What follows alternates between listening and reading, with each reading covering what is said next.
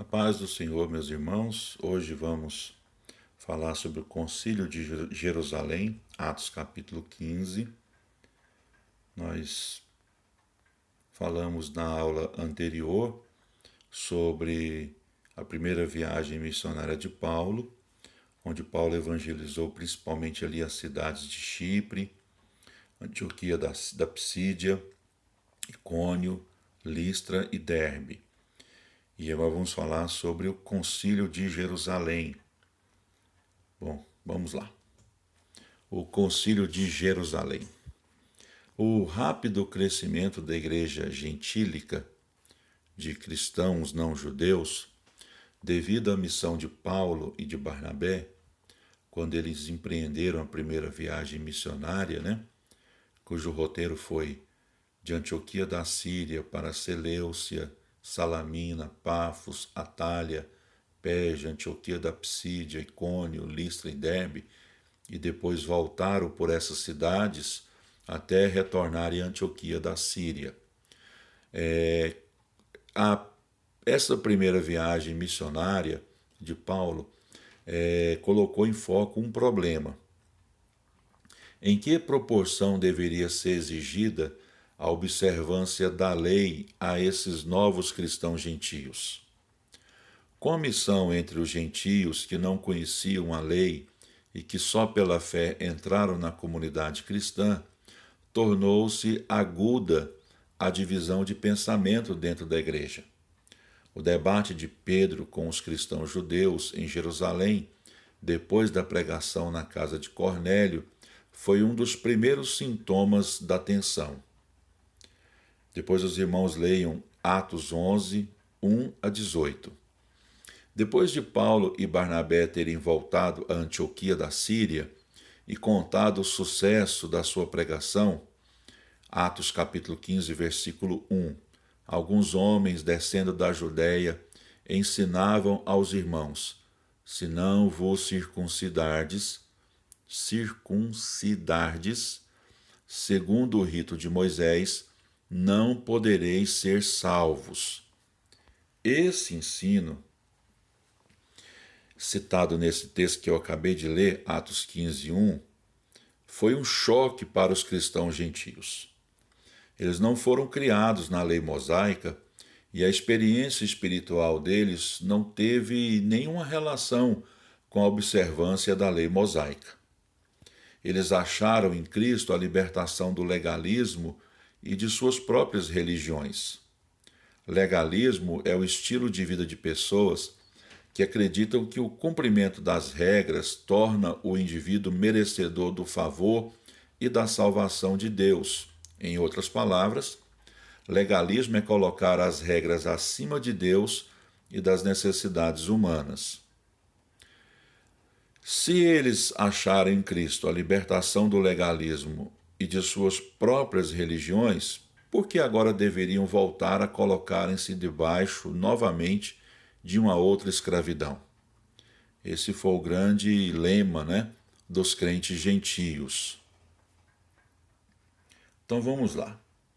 Os judaizantes, vamos aqui explicar quem são esses judaizantes, Os judaizantes eram judeus cristãos que ensinavam que para alguém ser salvo era necessário, além de crer em Jesus Cristo, também guardar as leis do judaísmo, principalmente a circuncisão.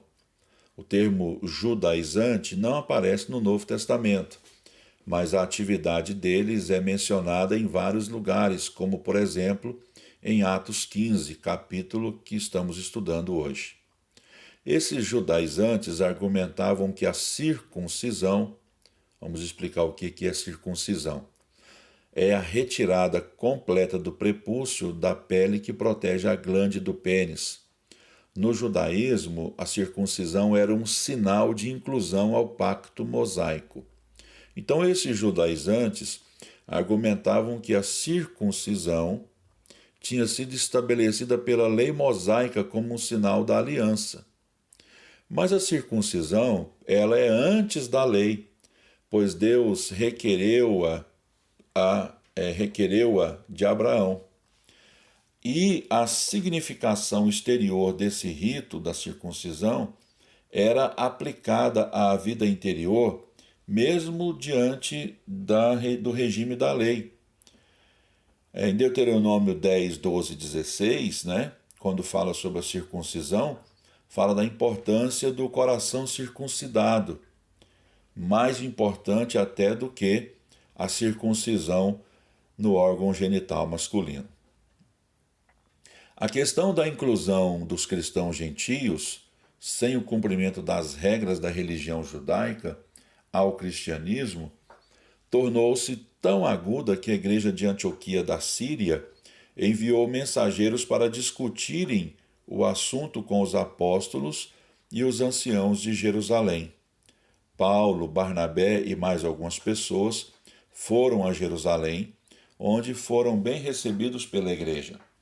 Apresentaram um relatório completo de seu trabalho entre os gentios, durante a realização da primeira viagem missionária, cujo roteiro citamos na página anterior. A oposição vinha de um grupo de judaizantes que se esforçava muito pela observância da lei, principalmente a prática da circuncisão. Seguiu-se uma discussão livre em que participaram os dois lados. Atos cita 3 participações decisivas, as quais veremos a seguir. Pedro salientou que Deus escolheu que os gentios ouvissem o Evangelho, que o Espírito Santo foi-lhes dado sem discriminação, que a lei cerimonial foi um jugo para os próprios judeus e que a salvação se alcançava pela graça, quer se tratasse de judeus ou de gentios. Paulo e Barnabé descreveram o trabalho entre os gentios, salientando os milagres e prodígios que tinham sido realizados. Se Deus abençoou a sua missão com relação à primeira viagem missionária, foi porque aprovou os seus métodos. Tiago, esse Tiago aí era o meio-irmão de Jesus Cristo e que era o moderador daquele concílio, o concílio de Jerusalém. Ele salientou que Deus tinha a intenção de salvar os gentios. Atos 15, versículo 15 até o 18 diz: E com isto concordam as palavras dos profetas, como está escrito: Depois disto voltarei e reedificarei o tabernáculo de Davi que está caído. Levantá-lo-ei das suas ruínas e tornarei a edificá-lo, para que o resto dos homens busque ao Senhor, e também todos os gentios sobre os quais o meu nome é invocado, diz o Senhor, que faz todas estas coisas que são conhecidas desde toda a eternidade. Tiago, aqui em Atos 15, 15 a 18, fez uma citação da profecia de Amós, capítulo 9, versículo 11 e 12. Essa profecia falava da intenção de Deus de salvar os gentios. Tiago recomendou que não lhes fosse exigida a guarda de toda a lei, mas que se abstivessem de certas práticas que eram ofensivas aos judeus: a idolatria, a imoralidade sexual, comer carne de animais estrangulados e comer sangue. Depois de tudo discutido, a decisão tomada seguiu a recomendação de Tiago: enviar mensageiros, Judas, também chamado de Barsabás, e Silas, para Antioquia da Síria, na companhia de Paulo e Barnabé, com uma carta contendo as conclusões do concílio. A comunicação, ou seja, o conteúdo da carta, resolução do concílio de Jerusalém, continha várias mensagens importantes: repúdio aos judaizantes perturbadores, Atos 15, 24. Soubemos que alguns saíram de nosso meio sem nossa autorização e os perturbaram, tornando suas mentes com o que, transtornando suas mentes com o que disseram. A aprovação de Paulo e Barnabé, Atos 15, 25. Assim concordamos todos em escolher alguns homens e enviá-los a vocês com nossos amados irmãos Paulo e Barnabé. Judas e Silas nomeados como porta-vozes do concílio. Atos 15, 27. Portanto, estamos enviando Judas e Silas para confirmarem verbalmente o que estamos escrevendo.